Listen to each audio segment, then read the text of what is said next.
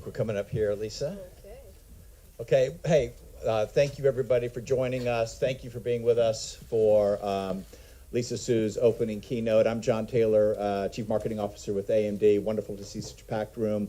We've got about 30 minutes for questions of Dr. Su. And with that, obviously, we're primarily focused on questions and follow-up to Lisa's keynote and all of the news and roadmaps that she shared today. So with that, I'll go ahead and, Lisa, if you're ready, I'll go ahead and take the first question. Absolutely. Yes, right here. Hi, I'm Rosemary from Relay FM, and I was just wondering, how has AI helped you personally within your role recently?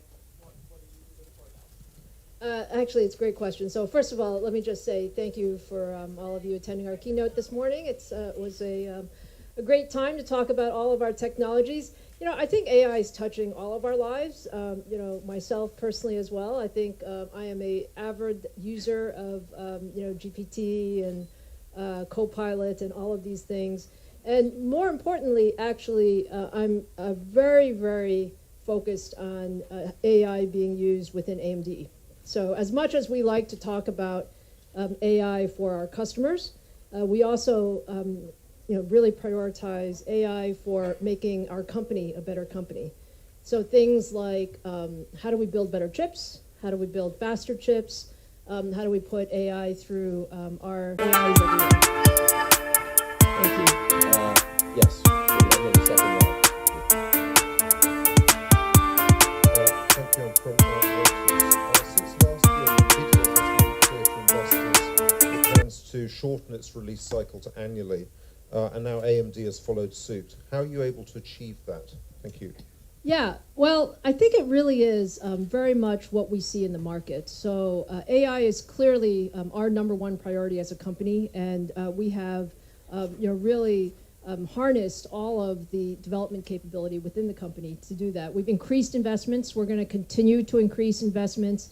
I think this annual cadence is something that is there because the market requires newer products and newer capabilities. I'm also a believer in that the product portfolio is there so that we can address a broad set of workloads. And that doesn't mean every customer is going to use every product, but it means that every year we have the next big thing such that we always have the most competitive portfolio. So it is about more investment. It's about ensuring that both hardware, software, systems are all part of it, and we're very committed to it as our largest strategic opportunity. Thank you. Okay, our next, I think I saw this hand back here. Next. Thank you. I'm with CNN. Just wonder if you could speak to the importance of being here in Taiwan and Taiwan's role in the global supply chain and what you do, and also speak the bigger picture in the region with China, both the chip makers in China and also the military drills we just saw and how they could potentially impact things. Yeah, I mean, let me take a step back and say that the semiconductor ecosystem is a global ecosystem. So there is, when we think about product development, our product goes through every part of the globe. We do research around the world.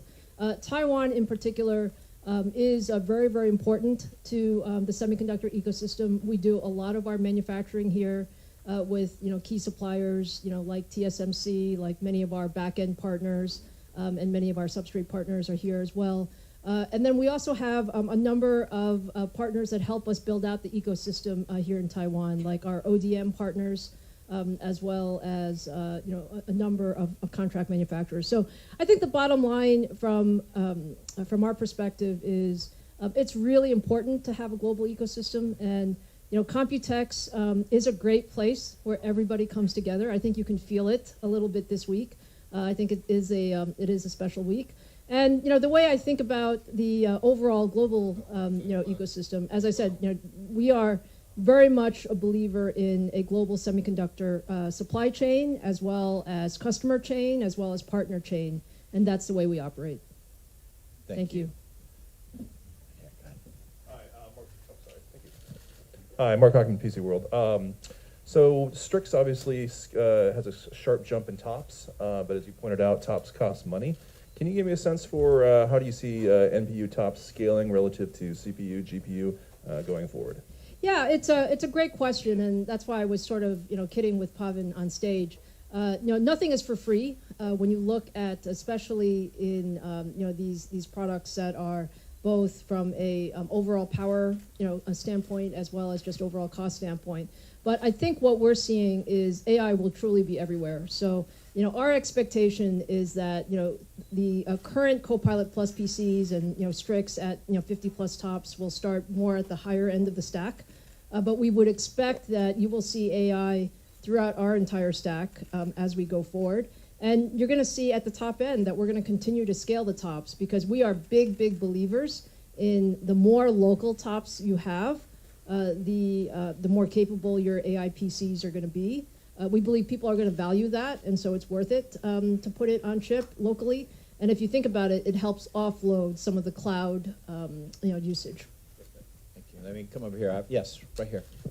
Yeah. It's on. Hi. Last week you said AMD are going to use the 3 nano process technology with gate-all-around architecture-related AI chips. Because Samsung is the only player that use GAA in 3 nano process. Does it mean that AMD are going to choose the Samsung foundry for the new chips? Yeah, I think you're referring to maybe a keynote that I gave in Belgium. Was I in Belgium last week? Yes, at IMEC. So what we were talking about is AMD is always going to use the most advanced technology, and we're certainly going to use 3 nanometer. We're certainly going to use 2 nanometer and beyond.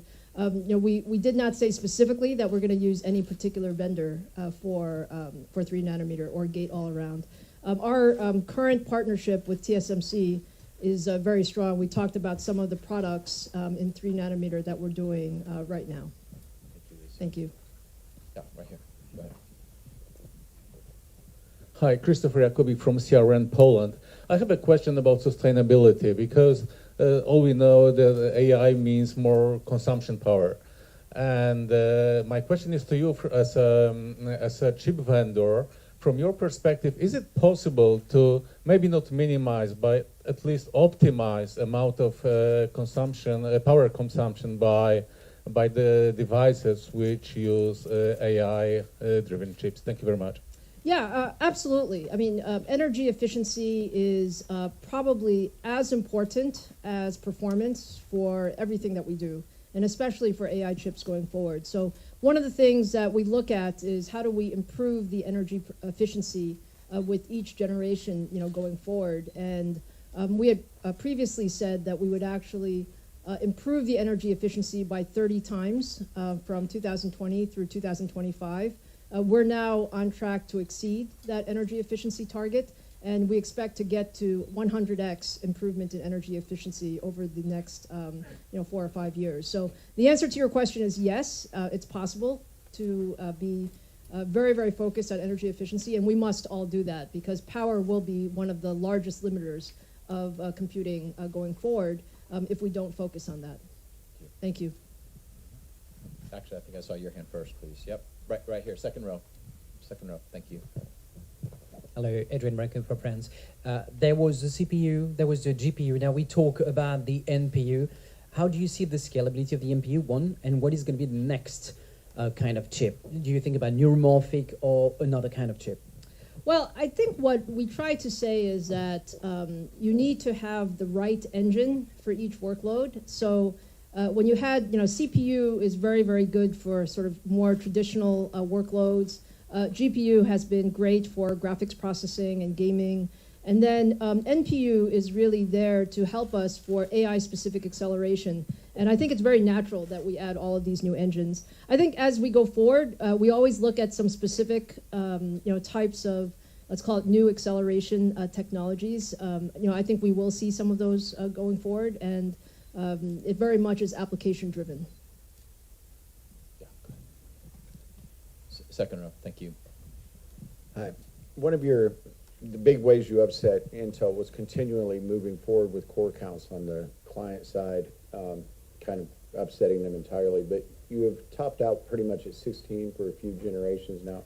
Do you feel that that's sufficient for maybe the gaming enthusiast desktop PC market, or should we expect to see that increase in the future? Yeah, you're talking about gaming PCs. You know, I think what our strategy has been is we have to continually increase performance, and no question about it. I think for gaming in particular, the gaming sort of software developers have not necessarily used all of the cores from time to time. We'd like them to use more cores, you know that. So there's no physical reason we couldn't do more than 16 cores. I think the key is, and you know that we do that in some of our pro lineup, and the key is just making sure that we are going at a pace that the software guys can utilize it and do utilize it. And just a quick follow-up. With desktop PCs specifically, do you see the need for a more of an efficiency-geared NPU accelerator? Do you see that being added to desktop PCs, or will that in unpower-constrained environments? I think we do see the NPU having impact in desktops. I don't know, Jack, if you want to add anything to that. We added the NPU in the Phoenix, right, for desktop. We do the same thing for Strix. We're constantly evaluating it, so we absolutely see the NPU because it's also power management, even though it's plugged into the wall. So yeah, you'll see future products that will consider adding the NPU to further expand our portfolio. Okay, yes, right here. The mic's, yep, stay right here. Then I'm going to come check on this side of the room. Varun from Phone Arena from India. I mean, you surprised everybody with the time to market. Now you're saying in July your AI-based PCs will be hitting the market. So, and coming back to the tops, you showed that you are better than the competition. I mean, you're leading the chart. So your thoughts on the competition, including you showed even the rumored Luna Lake from Intel also on your slides, and also beating the Snapdragon X Elite 2. So your thoughts on how you're able to achieve that? Yeah, so our goal is always to be very competitive on all of these fronts. As it relates to AI PCs, this is really our third generation of AI PC capabilities. So the XDNA architecture is something that we have really innovated a lot on top of. And as we go forward, we're going to keep innovating. So I think third gen Ryzen AI is going to be the highest tops in the marketplace. And we do think it'll be very, very powerful to accelerate all of those AI applications. And as the question earlier said, we're going to continue to drive more tops, more capability, and also get it to mainstream price points as well. And you're confirming availability by July, right? We are, yes, absolutely. You heard it from our partners today. Yep. Yeah. Let's come up here, first row, please. Yes, right here. Hi, from Chips and Cheese. So you guys have been talking about Broadcom on, you didn't mention it in the keynote, but Broadcom on more consumer-focused GPUs. Yeah. What do you think about Broadcom on, say, APUs for wider device accessibility? Yeah, I think the broad comment about ROCm on AMD I think is important. So our focus with ROCm has been first on the data center GPU side, and certainly that's where a lot of the effort is. That's where the highest performance is, and a lot of the ROCm work is around performance tuning. But we want people to be able to use ROCm on all devices, and so we have started to qualify some of the ROCm on Radeon. And I think over time, we'll see ROCm on APUs as well. Good. We haven't gotten any questions from this side of the room. Yeah, why don't we come up here to this second row, please? Hi, I'm Gartner. Could you comment on how long Promontory 21, alongside the I/O die used in the Zen 4 lineup, will be supported and utilized in future chips? I'm sorry, I didn't catch the first part. The earlier part. For Promontory 21, the chipset currently used in X670 and I'm assuming X870, how long will that continue to be utilized in future desktop chipsets? I might need somebody to help Jack, me with that. do you? Do you know? Here, Jack, hold on. Sorry. By the way, this is Jack Hune. He is the Senior Vice President and General Manager of our computing and graphics business, which is the PC CPUs, PC GPUs, and then the semi-custom business. No, so we're working very close with ASMedia on the, you said the Promontory chipset, is that the question? So we've, I think we're looking, as long as the end customer demands that chipset, we have no problem sustaining it. Thanks, Jack. Sure, right here. I'm from Australia. Are customers, big developers, big corporates willing to pay a premium for your AI infrastructure? And what are you doing to ensure, in comparison to your competitors, that they're willing to pay for your premium? Yeah, when you're talking about our AI infrastructure, are you talking about on the infrastructure, like on the data center side or on the PC side? On the data set at a Yeah. cloud service provider? Yeah, I think the way to think about our value proposition in data center is that our goal is to make sure that on a performance per dollar standpoint or on a total cost of ownership standpoint, that we're offering a better value compared to the competition. That is our goal. I think again, we heard from Satya, who Microsoft has done a significant amount of work with us on MI300 and all of our data center infrastructure. And the point is, on these leading large language models, there's optimization that needs to be done. We've co-engineered and worked very closely between the AMD and Microsoft team. And today, the leading price performance for GPT workloads is with AMD. So it really is about ensuring that the total cost of ownership is better with our technology. That was part of the Satya Nadella video that Lisa showed during the event. Sure, right here. This gentleman right here. Yep. I'm curious. In the title of singularity near of Google's futurist Kurzweil, he say in 2045, the AI can transcend human being. Why AI can beat the champion of Weiqi? Let's see. You're asking why? I'm curious.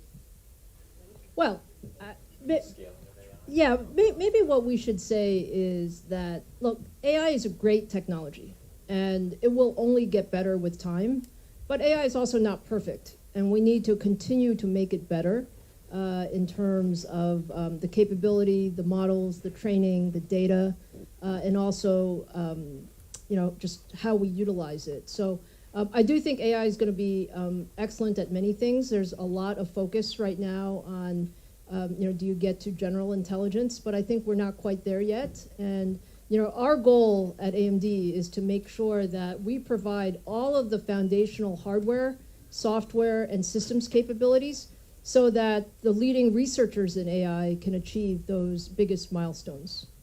Thank you, Lisa. Thank you. Right here, third row, please.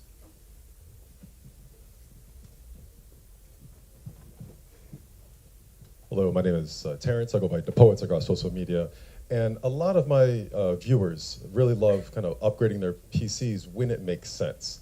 So I understand with AI having integrated into CPUs and GPUs, obviously from an engineering standpoint, makes a lot of sense. But a lot of times my viewers just want to slot in a card to upgrade their PCs, like a sound card or a network card. Do you see that capability for AI, just to slot in a new AI PCIe card? Yeah, you're talking about in desktop form factor, Desktop, notebook form yes. factor. Yeah, look, I do think PCIe cards will have a good amount of capability for AI going forward, and that will be one way people upgrade. Maybe if I take a step back for your viewers as we think about it, we should think about AI is going to be everywhere, like everywhere. So in our notebooks, in our desktops, in our enterprise environments, in our cloud environments, and you just need the right kind of AI for each of these form factors.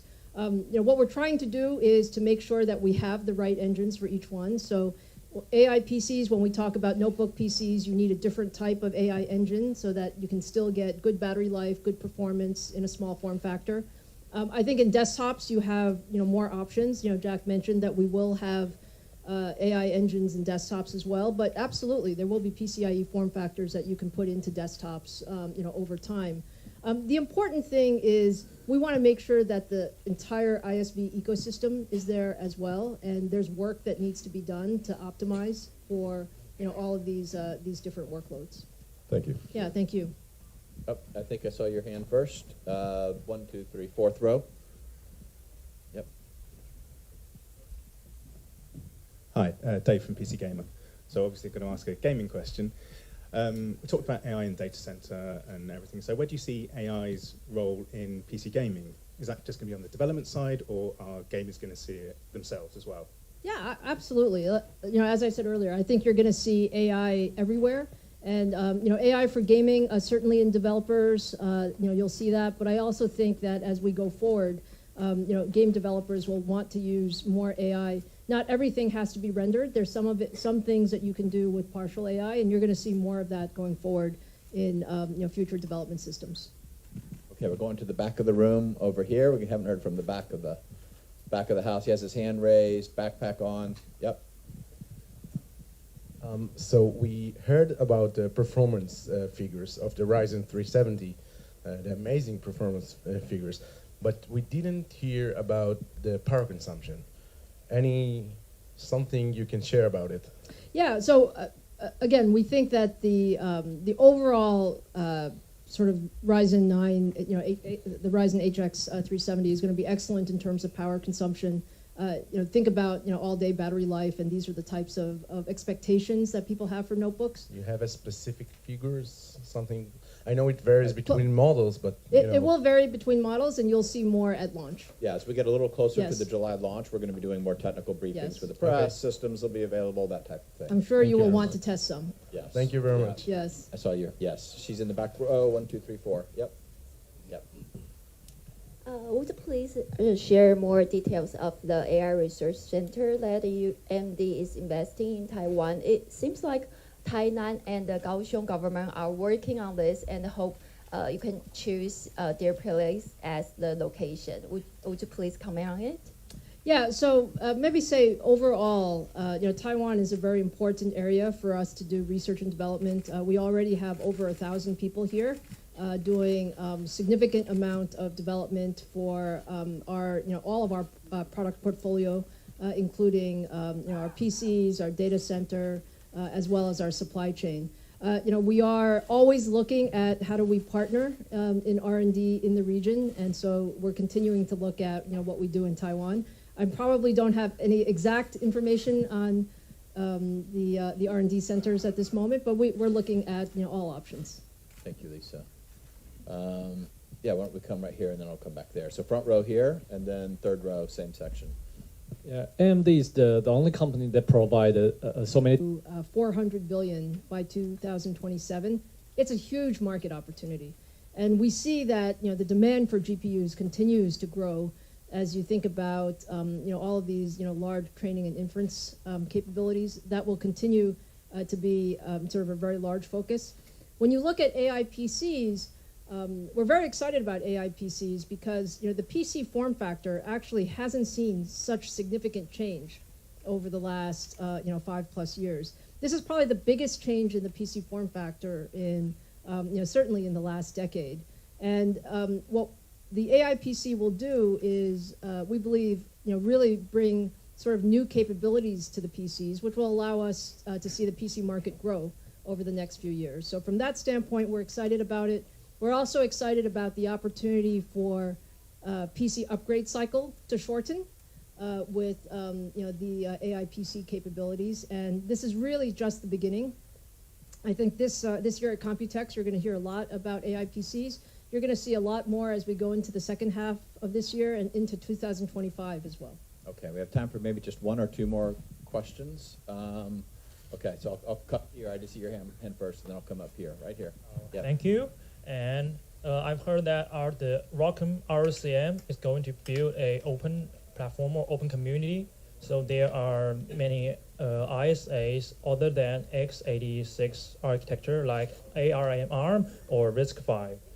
So I'd like to ask about that if the AMD GPUs are working well on this other platform than x86, or is AMD going to improve the GPU performance on these platforms, or are AMD willing to do this?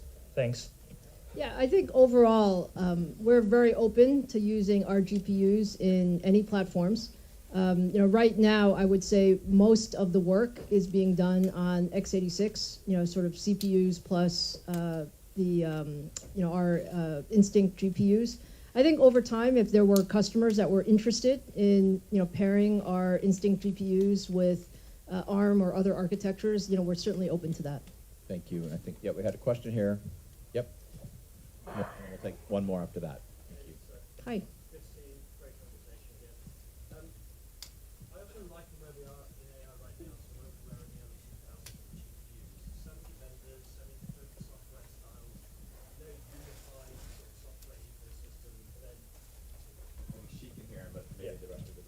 Okay. So I liken where we are in AI right now to where we were in the early 2000s with GPUs. Lots of players, lots of hardware, lots of different software approaches, no unified system. It took a while for DirectX to come along, and now we have Vulkan. With the fact that AI is split across CPU, GPU, NPU, FPGA, ASIC, will we get a DirectX moment in the software ecosystem? We already have things like DirectML, but nothing seems to be pushing through, and everybody's pushing their own agenda. Not only you, but the competitors. Where do you see this going? Yeah, I don't think there's anyone desire to sort of necessarily push our own agenda. I would say that, from our perspective, an open ecosystem is the best ecosystem. I think what you're seeing, Ian, is that the hardware is changing so fast because the algorithms are continuing to change so fast as well. So, if you think about it, actually up until very recently, CPUs were actually where you did the majority of AI, and now you've seen, GPUs and sort of other accelerators come in. I do think over time things will settle out a little bit more in terms of, sort of which engines for which workloads. But yeah, I wouldn't say it's necessarily there's too many things. I would just say there are lots of different workloads, and we're at the place where we want to put AI across every product portfolio. Every part of sort of the market will require some type of AI, and we're trying to innovate as quickly as possible, and that's perhaps the priority. Thank you. Okay, our last question here in the front row. Yep, I think you're closest. Well, yep, there we go. I have a personal question I wanted to ask. Could you share one of the most important advice you have for the woman working in the teaching industry? It's important to me. Thank you. Well, I would say that it's a really exciting industry. Technology is a really exciting industry, and we need the most talented men and women, in this industry. And what I like to tell people, it's probably my most important piece of advice, is that, again, men or women, young or old, engineer or not, running towards problems is my best piece of advice. Because, we're here at a place where there's so many interesting problems to solve. And if, as an engineer, that's what I love about it. So if we're able to really pick those problems and work on them, I think they become very good for your career and also very good for the industry. Thank you. Okay, well, we'll end on that note. Lisa, thank you so much. Thank you guys so much for being part of this. Thanks for the time. Appreciate you. Have a great COMPUTEX. Thank you. Thank you for joining us.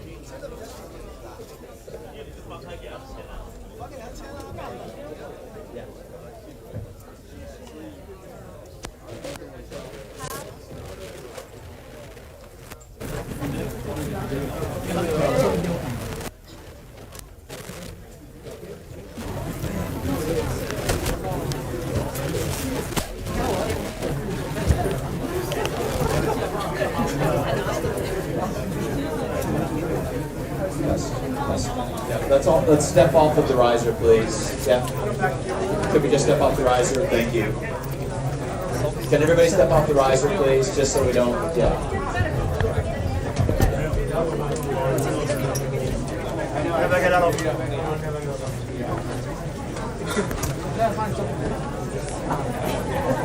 Yeah, I'm trying to head this way, folks. Watch out. Step off the riser.